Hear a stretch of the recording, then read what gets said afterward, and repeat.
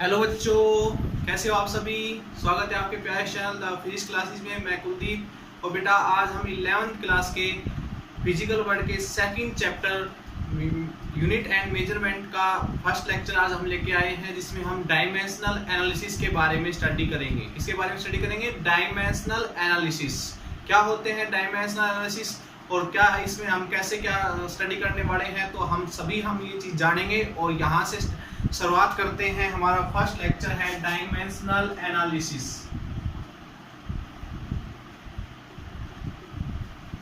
Dimensional analysis unit and measurement का first lecture है बेटा ये। इसके अंदर हमने बताया कि हम स्टडी करेंगे डायमेंशनल एनालिसिस, डायमेंशनल फॉर्मूलों का। देखिए बेटा, आप लोगों ने बहुत सारे फॉर्मूले पढ़े हैं साइंस के अंदर।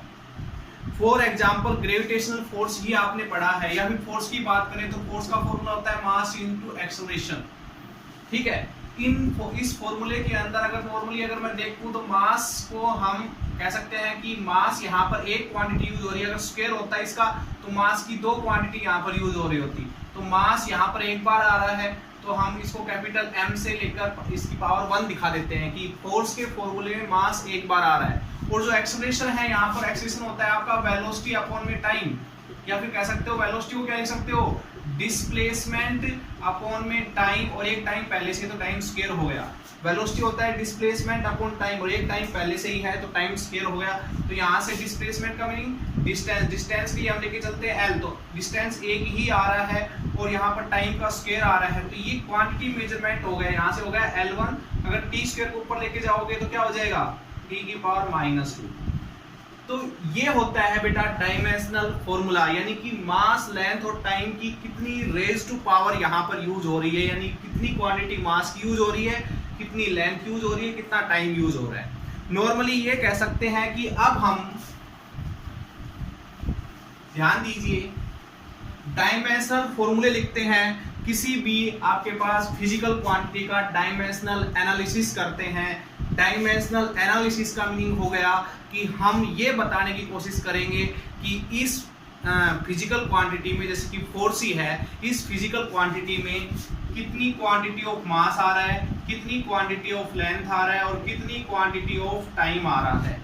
ठीक है, यानी कि टाइम किस पोजीशन पे है, लेंथ किस पोजीशन पे है, मास किस पोजीशन पे है, ये इसकी पावर से हम बताते हैं। इस पावर को ही हम बोलते हैं डायमेंशन। क्या बोलते हैं? ये पावर जो होती है इनको ही बोलते हैं हम डायमेंशंस। ओके, तो ध्यान दीजिए बेटा, अब हम जो स्टडी करने जा रहे हैं उसमें हम मास की जगह लेके चलेंगे कैपिटल M, लेंथ की जगह हमेशा लेके चलेंगे कैपिटल L, टाइम की जगह लेके चलेंगे हमेशा कैपिटल P।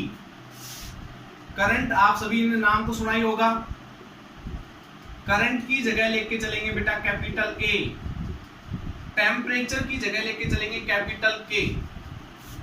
तो यानी कि हम ये कह सकते हैं जितनी भी हमारे पास फिजिकल क्वांटिटी होती है, जितने भी हमारे फॉर्मूले होते हैं, वो इन 5 क्वांटिटी से मिलकर बनते हैं, मास, लेंथ, टाइम, करंट और टेम्परेचर से।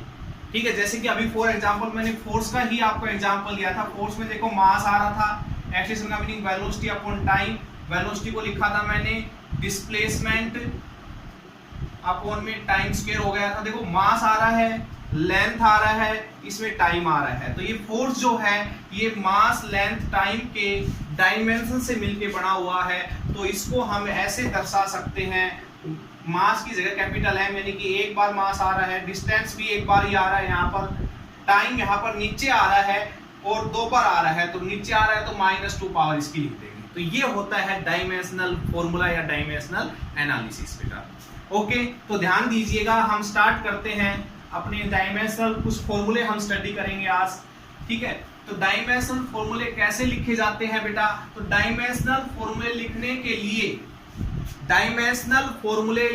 के लिए बेटा आप सभी को पता होना चाहिए उस फिजिकल क्वांटिटी का यूनिट या उस फिजिकल क्वांटिटी का फॉर्मूला पता होना चाहिए, तभी आप डायमेंशनल फॉर्मूले लिख पाओगे। जैसे कि वेलोसिटी की बात करते हैं हम, पहला हमारे पास है वेलोसिटी।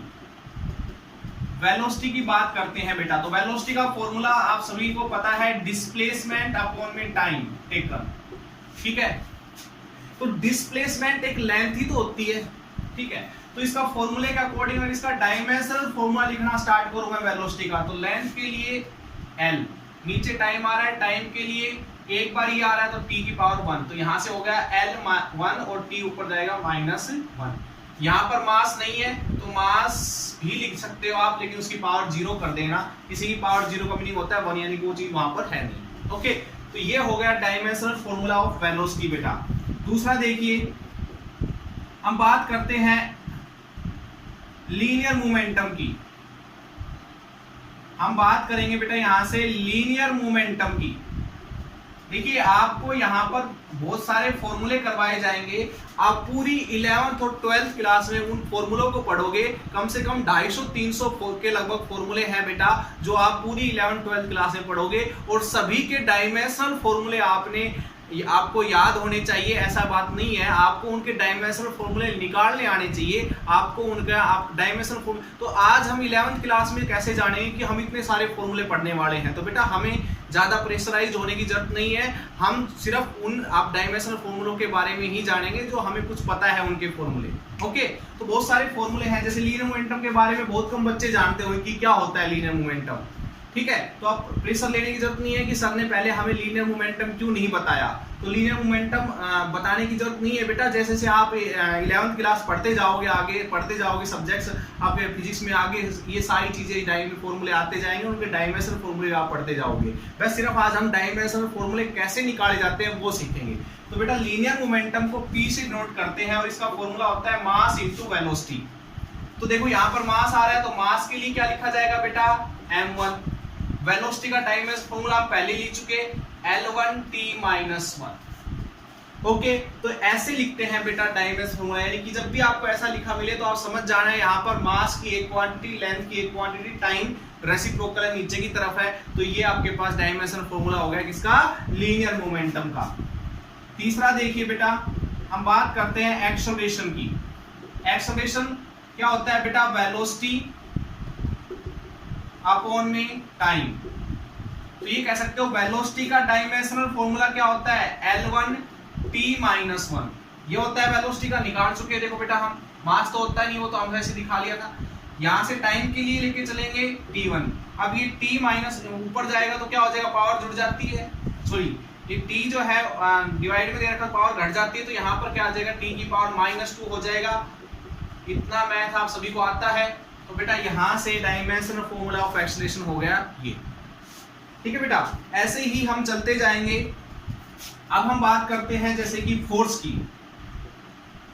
एग्जाम्पल के अंदर मैं फोर्स के बारे में बता चुका, और बेटा सबसे इंपॉर्टेंट डायमेंशनल फॉर्मूला होता है ये, आप सभी को टिप्स पे याद होना चाहिए। वैसे तो टिप्स पे ये सारे ही होने चाहिए जो मैं लिखवा रहा हूँ, स्टार्टिंग के कुछ फॉर्मूले। फोर्स की बात करते हैं तो फोर्स का फॉर्मूला होता है mass into acceleration. Formula of force mass into acceleration, हम लिखेंगे डायमेंशनल फॉर्मूला। तो बेटा मास के लिए क्या होता है, कैपिटल M1, एक बार ही आ रहा है मास। एक्सेलरेशन का क्या लिखा अभी हमने, L1 और t-2। तो ये आप सभी को याद होना चाहिए, M1 L1 t-2, मास का होता है M1 L1 t-2, याद होना चाहिए, टिप्स पे याद होना चाहिए, रट जाना चाहिए फॉर्मूला। ओके, अब फोर्स के डायमेंशनल फॉर्मूले का यूज करते हुए हम बहुत सारे डायमेंशनल फॉर्मूले के बारे में स्टडी कर सकते हैं। फॉर एग्जांपल हम बात करेंगे अब प्रेशर की।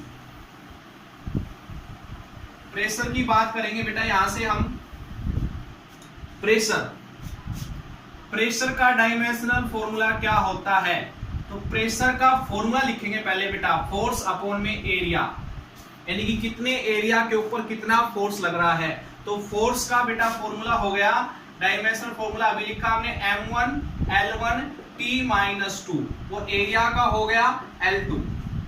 एरिया क्या होता है बेटा, लेंथ इंटू ब्रेड्थ होता है एरिया, समझिएगा ध्यान से। लेंथ का होता है, सॉरी एरिया का होता है लेंथ इंटू ब्रेड्थ। लेंथ क्या होती है, लेंथ के लिए L लिया जाता है, ब्रेड्थ भी एक हिसाब से लेंथ ही होती है, तो उसके लिए भी L लिया जाएगा। तो क्या हो जाएगा, यहाँ से L स्क्वायर हो जाएगा, इसलिए मैंने एरिया की जगह L स्क्वायर रखा। अब इसको देखिए, सोल्व कीजिए, ये L स्क्वायर ऊपर जाएगा घट जाएगा, तो क्या आ जाएगा M1 L-1 t-2। तो बेटा ये होता है प्रेशर का डायमेंशनल फॉर्मूला। ओके, आगे देखिएगा, हम बात करेंगे अब प्रेशर के बाद आता है बेटा हमारा वर्क। और ये भी बहुत ज्यादा इंपॉर्टेंट है बेटा वर्क का। वर्क होता है बेटा फोर्स इनटू डिस्प्लेसमेंट। वर्क का फॉर्मूला लिखा, अब इसका डायमेंशनल फॉर्मूला लिखेंगे बेटा। फोर्स का हो गया m1 L1 T-2 और डिस्प्लेसमेंट का हो जाएगा, डिस्प्लेसमेंट एक हिसाब से लेंथ ही होती है तो लेंथ के लिए हम L लेके चलेंगे। तो ये होता है डायमेंशनल फॉर्मूला ऑफ वर्क। ये भी रटा होना हो चाहिए आप लोगों को, और रटने के साथ साथ आपको पता भी होना चाहिए हमने कैसे निकाला था। तो m1 L2 T-2। देखिए बेटा, हम एक चीज मैं आपको समझाना चाहूंगा, उससे पहले हम ये बता देते हैं कि हम डायमेंशनल फॉर्मूला निकालेंगे एनर्जी का। बात करते हैं हम एनर्जी की। तो एनर्जी होती क्या है? देखिए बेटा, हम अगर खाना खाते हैं तो हम क्या कर रहे हैं, अपने बॉडी के अंदर एनर्जी स्टोर करते हैं, ठीक है। और एनर्जी जब हम स्टोर करते हैं तो वो सारी की सारी एनर्जी हम फिर उसको किस में कन्वर्ट कर देते हैं? वर्क में। अच्छा, वर्क को किस में नापा जाता है? जूल में, ठीक है। जैसे कि मास को केजी में, वेट को केजी वेट में नापा जाता है, इसी तरीके से वर्क को बेटा जूल में नापा जाता है। इसलिए एनर्जी को भी जूल में ही नापा जाता है, यानी कि दोनों की यूनिट क्या होती है? सेम होती है। तो दोनों के डायमेंशनल फॉर्मूले भी सेम होंगे, यानी कि वर्क ही एनर्जी और एनर्जी ही वर्क है, ठीक है। तो ये डायमेंशनल फॉर्मूला हो गया बेटा एनर्जी का। अब एनर्जी बहुत सारी टाइप की होती है बेटा, जैसे कि heat energy, kinetic energy, potential energy, बहुत सारी टाइप की एनर्जी होती है हमारे पास। उन सभी एनर्जी का डायमेंशनल फॉर्मूला क्या होगा? तो बेटा उन सभी, वो भी सब एनर्जी का ही पार्ट है, इसलिए उन सभी का डायमेंशनल फॉर्मूला भी m1 L2 T-2 ही रहेगा। यानी कोई सी भी टाइप की एनर्जी हो, सबका डायमेंशनल फॉर्मूला यही रहेगा। ओके, ठीक है बेटा। अब हम बात करेंगे यहाँ से मूवमेंट। अब देखो, कुछ ये अब तक तो आपको कुछ ऐसा लग रहा था कि आपको लग रहा था कि हमने ये सारी चीजें पढ़ी हुई है, हमें सबके फॉर्मूले पता है, ठीक है। बट बेटा अब मैं कुछ ऐसी क्वांटिटी करवाऊंगा जो आप 11th और 12th क्लास में ही सीखोगे। बट वो आप, जैसे कि अभी मैं लिखवा रहा हूं मोमेंट ऑफ इनर्शिया। देखिए एक बार, मोमेंट ऑफ इनर्शिया की बात करते हैं हम। किसकी बात करेंगे? मोमेंट ऑफ इनर्शिया की बात करेंगे बेटा। अब ये पहली बार सुन रहे होंगे ये नाम आप, मोमेंट ऑफ इनर्शिया। घबराने की जरूरत नहीं है। मोमेंट ऑफ इनर्शिया आपका 5th यूनिट जो आप करोगे, कौन सी? 5th यूनिट जब आप करोगे, 5वीं यूनिट जब आप करोगे बेटा, तो उस टाइम आप मोमेंट ऑफ इनर्शिया के बारे में जान पाओगे अच्छी तरह से। बट अब हम सिर्फ पढ़ रहे हैं डायमेंशनल फॉर्मूले, यानी कि 12th 11th क्लास में जितने भी फॉर्मूले आने वाले हैं हमारे पास, जितनी भी फिजिकल क्वांटिटीज आने वाली है हमारे पास, उनका डायमेंशनल एनालिसिस कर रहे हैं आज। ओके, तो मोमेंट ऑफ इनर्शिया क्या है बेटा? तो मोमेंट ऑफ इनर्शिया है आपका का फॉर्मूला होता है m into r square, mass into distance का स्क्वायर, यही लगा के चलिए आप। तो इसका dimensional formula m1 L2 T0। Okay, तो ये फिजिकल क्वांटिटी है जिनके बारे में अब तक आपने नहीं सुना था, बट मैं इसका फॉर्मूला लिख रहा हूँ। डायमेंशनल फॉर्मूला आप इसका अपनी तरफ से निकाल सकते हो। शायद आपको डायमेंशनल फॉर्मूले निकालने आ गए हैं अब, ठीक है बेटा। अब देखिएगा आगे, मोमेंट ऑफ इनर्शिया के बाद आता है हमारे पास सरफेस टेंशन बेटा। ये भी आप पहली बार सुन रहे होंगे ये नाम, सरफेस टेंशन का। सरफेस टेंशन होता है बेटा फोर्स अपॉन में लेंथ। क्या होता है? फोर्स पर यूनिट लेंथ, कि कितनी लेंथ के ऊपर कितना फोर्स लग रहा है, तो सरफेस टेंशन उसको बोलते हैं। शायद पहली बार सुन रहे होंगे, इसका फॉर्मूला ये होता है। तो कोशिश कीजिए, आप वीडियो को पॉज कीजिए, ठीक है, और इसको निकाल के बताइए इसका डायमेंशनल फॉर्मूला क्या आएगा। फॉर्मूले याद करने की जरूरत नहीं है, जैसे जैसे आप 11th 12th क्लास पढ़ते जाओगे ये सारे फॉर्मूले आपको याद होते चले जाएंगे। सबके डायमेंशनल फॉर्मूले आपको निकालने आने चाहिए। सिर्फ आज हम डायमेंशनल फॉर्मूले कैसे निकाले जाते हैं वो सीख रहे हैं बेटा, ठीक है। तो फोर्स का डायमेंशनल फॉर्मूला क्या होता है? m1 L1 T-2 अपॉन में लेंथ के लिए L लिया जाएगा। तो बेटा यहाँ से कैंसिल, इससे हिसाब से ये मान लीजिए, कैंसिल करके दिखाना नहीं, m1 L0 T-2, ये सरफेस टेंशन का डायमेंशनल फॉर्मूला होता है बेटा। अब बात करते हैं हम स्ट्रेस की। स्ट्रेस की बात करते हैं बेटा। तो स्ट्रेस क्या होता है? फोर्स, स्ट्रेस एक हिसाब से प्रेशर ही होता है, तो फोर्स अपॉन में एरिया, ठीक है। तो इसका डायमेंशनल फॉर्मूला क्या होगा बेटा? फोर्स का होता है m1 L1 T-2, एरिया का L स्क्वायर। तो यहां से आ जाएगा m1 L-1 T-2। तो ये डायमेंशनल फॉर्मूला होता है स्ट्रेस का, ठीक है बेटा। अब बात करते हैं हम स्ट्रेन की। देखिए स्ट्रेन की बात करते हैं बेटा। स्ट्रेन क्या होता है, ध्यान दीजिए। स्ट्रेन होता है जैसे कि मान लो मैं इस पेन के ऊपर, इस पेन की लेंथ है 10 सेंटीमीटर और इस पेन को ऐसे खींचता हूं तो पेन की लेंथ थोड़ी सी बढ़ गई, ठीक है, तो उसी को हम स्ट्रेन बोलते हैं, यानी कि change in length. Delta L से नोट कर रहा हूं कि लेंथ में कितना चेंज आया और पहले इसकी लेंथ कितनी थी, इसी को बेटा स्ट्रेन बोलते हैं, जो आप 7th यूनिट के अंदर सीखोगे। ठीक है बेटा, तो स्ट्रेन क्या होगी, चेंज इन लेंथ अपॉन में ओरिजिनल लेंथ। तो ऊपर भी लेंथ नीचे भी लेंथ, देखो चेंज इन लेंथ होती तो लेंथ ही है ना, तो लेंथ के लिए L लिया जाएगा L1, नीचे भी L आ रहा तो L1, तो यहाँ से क्या हो जाएगा L से L कैंसिल, तो ना तो M आ रहा है, ना लेंथ आ रहा है, ना टाइम आ रहा है, यानी कि इसका डायमेंशनल फॉर्मूला होगा ही नहीं। ऐसी फिजिकल क्वांटिटी को हम क्या बोलते हैं बेटा, डायमेंशनल लेस क्वांटिटी। समझ गए आप लोग, डायमेंशनल लेस क्वांटिटी कौन सी होगी, स्ट्रेन एक डायमेंशनल लेस क्वांटिटी है क्योंकि इसका डायमेंशनल फॉर्मूला नहीं होता।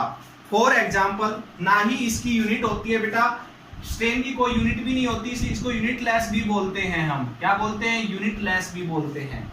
एक बात याद रखना, अब इसी में मैं एक कड़ी में एक चीज करवाता हूं आपको, एरिया के जैसे एंगल के बारे में। सॉरी, एंगल की बात करते हैं हम। एंगल एक डायमेंशनल लेस क्वांटिटी है बेटा, डायमेंशनल लेस क्वांटिटी, बट इसकी यूनिट होती है। इसका डायमेंशनल फॉर्मूला नहीं होता है एंगल का, लेकिन यूनिट होती है। एंगल को नापते हैं हम रेडियन में बेटा। आप लोगों ने अब तक सुना होगा डिग्री में, डिग्री यूनिट नहीं है एंगल की, एक्चुअल में एंगल की यूनिट होती है रेडियन बेटा। तो रेडियन में नापते हैं हम एंगल को, ठीक है। तो एंगल की यूनिट जो होती है वो होती है हमारे पास रेडियन। तो यूनिट तो होती है एंगल की, पर डायमेंशनल फॉर्मूला नहीं होता। तो मैं यहां से ये कह सकता हूं, इन दोनों को अगर कंपेयर करें तो जिसकी यूनिट नहीं होती उसका डायमेंशनल फॉर्मूला भी नहीं होता, और जिसकी यूनिट होगी जरूरी नहीं है उसका डायमेंशनल फॉर्मूला भी हो। यानी कि यूनिट के साथ डायमेंशनल फॉर्मूले को रिलेट नहीं किया जा सकता, ये भी बात आप लोगों ने ध्यान रखनी है। तो डायमेंशनल लेस क्वांटिटी है। अब बात करते हैं हम सॉलिड एंगल की बेटा। ये एंगल कौन सा होता है, सॉलिड एंगल, पहली बार सुन रहे होंगे आप। सॉलिड एंगल भी एक डायमेंशनल लेस क्वांटिटी है बेटा, डायमेंशनल लेस क्वांटिटी है, कोई डायमेंशनल फॉर्मूला नहीं होता, ठीक है। इसकी जो यूनिट होती है बेटा, एक मिनट रुकना,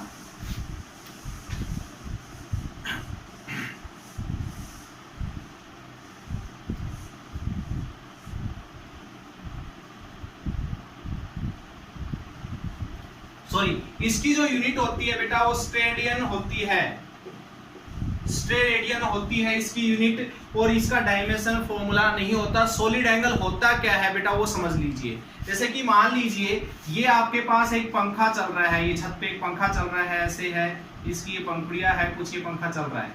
इस पंखे को मैं यहां से देख रहा हूं, तो इसके इस कोने से, यहां से, पीछे की साइड से, देखिए इस टाइप से अगर ये हम देखें तो ये जो एंगल है यहाँ पर पंखे को ऊपर की साइड से देखें तो ये जो एंगल है ये सॉलिड एंगल कहलाता है बेटा। यानी कि आपके पास एक देखो ये लाइन है, लाइन के बीच में जो एंगल है वो सॉलिड नहीं है, ठीक है। और ये एंगल है, ये ऐसे घूमता हुआ एंगल है, ठीक है, ऊपर की साइड। अगर नहीं समझ में आता है तो हम इसके ऊपर एक्सपेरिमेंट भी करेंगे, उसके ऊपर से आपको अच्छी तरह समझ में आ जाएगा ये, ठीक है बेटा। तो ये था आपके पास। अब और भी क्वांटिटीज देखिए, आप समझिएगा अच्छी तरह से। बात करते हैं हम और फिजिकल क्वांटिटीज का, जिनके डायमेंशनल फॉर्मूले क्या होंगे बेटा वो आज हम पढ़ेंगे। देखिएगा, हम बात करते हैं आज पोटेंशियल की। पोटेंशियल जिसको हम नॉर्मली वोल्टेज भी बोल देते हैं। तो बेटा इसका पोटेंशियल का फॉर्मूला होता है वर्क अपॉन में चार्ज। चार्ज को हम क्यू से डिनोट करते हैं, वर्क अपॉन में चार्ज।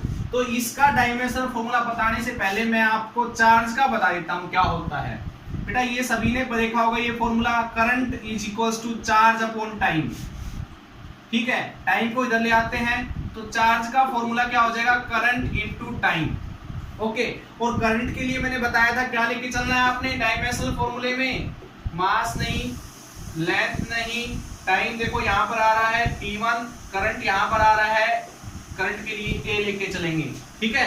तो ये होता है इसका डायमेंशनल फॉर्मूला किसका, चार्ज का। अब इसका निकालते देखो बेटा, तो वर्क का हमें पता है m1 L2 T-2, चार्ज का क्या हो गया A1 T1, अभी निकाला हमने A1 T1, सोल्व कीजिए बेटा, इसको क्या आएगा m1 L2 T-3 A-1। तो ये होता है बेटा dimensional formula of potential. Okay, अब हम बात करते हैं, करंट की बात हो गई, चार्ज की बात हो गई, पोटेंशियल की बात हो गई, रेजिस्टेंस की बात करते हैं हम बेटा। किसकी बात करते हैं, रेजिस्टेंस की।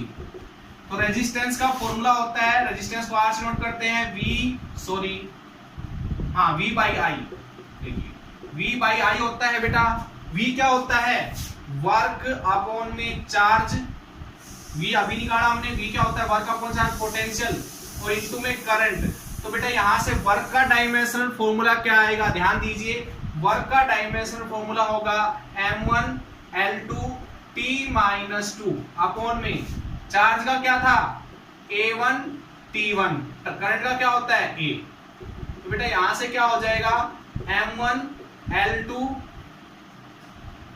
T-3, और यहां पर A और A की पावर 2 ऊपर जाएगा तो A की पावर -2। ये डायमेंशनल फॉर्मूला होगा बेटा किस चीज का, करंट का। ओके, अब ध्यान दीजिए, आगे हम करते हैं और भी फिजिकल क्वांटिटीज के बारे में बात करेंगे, जैसे कि for example Boltzmann constant.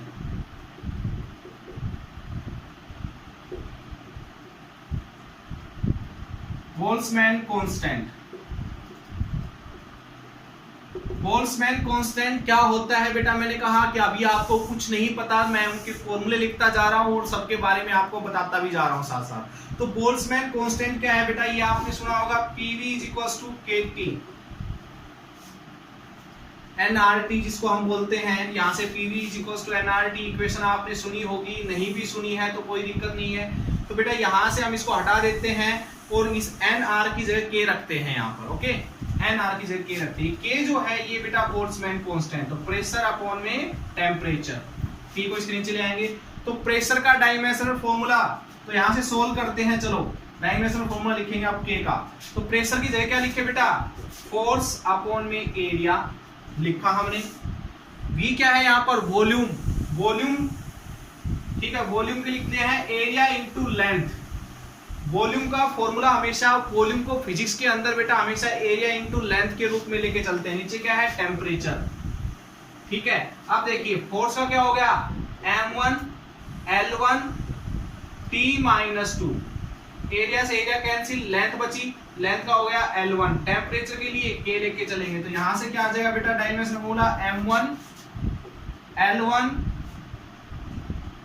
L यहाँ पर एक और एक L ये रहा, तो 2 हो जाएंगे ना, L तो 2 T-2 और K-1, तो ये डायमेंशनल फॉर्मूला होगा बेटा बोल्ट्जमैन कांस्टेंट का, ठीक है। आप देखिए आगे और भी बहुत सारे कांस्टेंट आएंगे आपके फिजिक्स के अंदर, उनके सबके डायमेंशनल फॉर्मूले आप लोगों ने निकालने हैं बेटा। अब करते हैं हम बात प्लैंक कांस्टेंट की, इसकी बात करते हैं प्लैंक कांस्टेंट की। प्लैंक्स कांस्टेंट क्या होता है, प्लैंक कांस्टेंट बेटा, ये फॉर्मूला आपने सबने पढ़ा होगा, energy equals to h mu, Einstein equation होती है, आइंस्टीन के द्वारा दी गई इक्वेशन है बेटा, energy equals to h mu. Mu क्या होती है, फ्रीक्वेंसी। तो पहले हम फ्रीक्वेंसी का डायमेंशनल फॉर्मूला आपसे निकाल के दिखाते हैं। फ्रीक्वेंसी म्यू, फ्रीक्वेंसी होती है रेसिप्रोकल ऑफ टाइम। क्या होती है बेटा, रेसिप्रोकल ऑफ टाइम। तो रेसिप्रोकल ऑफ टाइम का मीनिंग क्या हो गया, m0 L0 और T-1, नीचे आ रहा है T तो ऊपर जाएगा तो T-1। टाइम का रेसिप्रोकल होती है बेटा फ्रीक्वेंसी। तो यहाँ पर जो ये h है यही होता है बेटा हमारा Planck constant.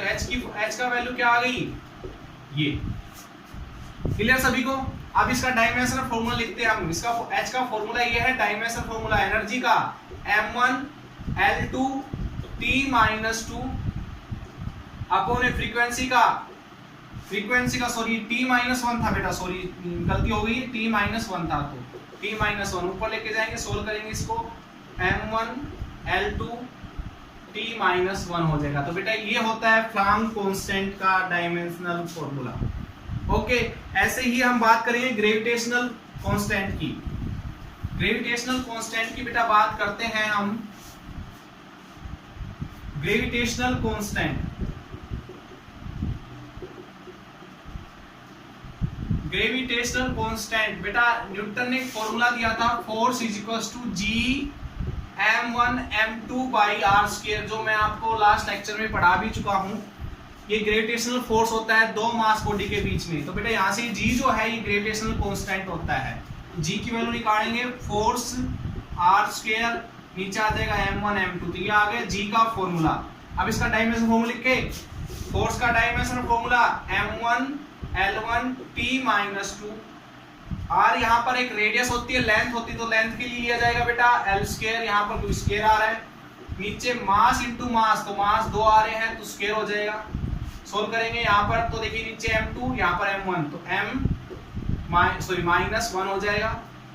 Okay, L1 L2 तो क्या हो गया L की पावर 3 T माइनस 2, ये हो गया dimensional formula of gravitational constant. Okay बेटा, अब देखिए हम बात करेंगे यहां से बेटा अब एंगुलर मोमेंटम की। एंगुलर मोमेंटम की, एंगुलर मोमेंटम का फॉर्मूला होता है mvr, मास, वेलोसिटी और रेडियस। ठीक है बेटा, तो मास के लिए m1, वेलोसिटी के लिए L1 T-1 और रेडियस लेंथ ही होती है। फिर रेडियस को लेंथ की तरीके से तो ट्रीट करते हो तो L1, तो यहां से आ जाएगा बेटा m1 L2 T-1। ओके, तो ये डायमेंशनल फॉर्मूला होता है किसका, एंगुलर मोमेंटम का बेटा। ठीक है, अब हम बात करते हैं जैसे कि डेंसिटी। बहुत सारे डायमेंशनल फॉर्मूला बेटा, मैंने कहा 250-300 के लगभग डायमेंशनल फॉर्मूले होते हैं। पॉसिबल नहीं होगा आपको वो सारे याद हो, लेकिन आपको सारे निकालने आने चाहिए। आप कैसे उनको निकालोगे, उसके लिए आपको सभी के फॉर्मूले जरूर याद होने चाहिए। फॉर्मूले और यूनिट का यूज करते हुए आप डायमेंशनल फॉर्मूले निकाल सकते हो। अब देखिएगा बेटा, हम बात करेंगे डेंसिटी की। डेंसिटी की बात करेंगे तो डेंसिटी में हम बेटा स्टडी करेंगे मास अपॉन में वॉल्यूम। तो मास के लिए बेटा m1, वॉल्यूम क्या होता है हिसाब से length into breadth into height होता है। तो लेंथ देखो, लेंथ के लिए L, ब्रेड्थ भी एक लेंथ ही होती है तो उसके लिए भी L, और हाइट भी एक लेंथ होती है तो L की पावर 3 आ जाएगा। तो m1 L माइनस 3 और T0, तो ये हो गया बेटा डायमेंशनल फॉर्मूला ऑफ डेंसिटी। ठीक है, क्लियर। और भी डायमेंशनल फॉर्मूले हैं बेटा, बहुत सारे डायमेंशनल फॉर्मूले हैं जो हम आगे स्टडी करते रहेंगे। ठीक है, हम जितने भी देखो, मैंने कहा आप अगर बुक उठा के देखोगे तो उसके अंदर 250-300 के लगभग डायमेंशनल फॉर्मूले हैं। आप एक बार उनसे ट्राई कीजिए, बहुत सारे आप डायमेंशनल फॉर्मूले निकाल सकते हो। आई होप आपको यहाँ से डायमेंशनल फॉर्मूले निकालना आ गया होगा। ठीक है, तो बेटा कोशिश कीजिए, प्रैक्टिस कीजिए डायमेंशनल फॉर्मूले कैसे निकाले जाते हैं।